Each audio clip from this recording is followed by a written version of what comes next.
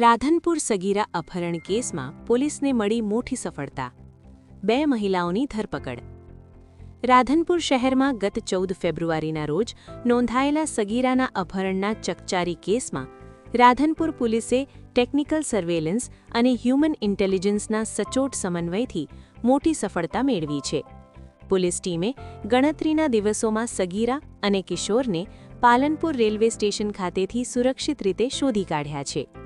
ઉચ્ચ પોલીસ અધિકારીઓના સીધા માર્ગદર્શન હેઠળ અલગ-અલગ ટીમો બનાવી તપાસ હાથ ધરવામાં આવી હતી. ટેકનિકલ સોર્સ અને બાતમીદારોની મદદથી બંનેનું લોકેશન ટ્રેસ કરી પાલનપુર રેલવે સ્ટેશન પરથી તેમને હસ્તગત કરવામાં આવ્યા છે. આ અપહરણના ગુનામાં મદદગારી કરનાર 2 મહિલાઓની પોલીસે ધરપકડ કરી છે.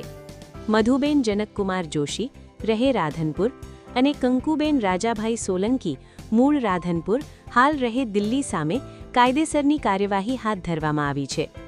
પ્રાથમિક તપાસ અને પૂછપરછ બાદ આ કેસમાં પોક્સો એક્ટ સહિતની અન્ય ગંભીર કલમોનો ઉમેરો કરવામાં આવ્યો છે.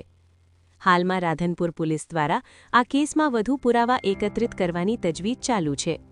અપહરણ પાછળનો હેતુ અને અન્ય કોઈ વ્યક્તિની સંડોવણી છે કે કેમ તે દિશામાં સઘન તપાસ હાથ ધરવામાં આવી રહી છે.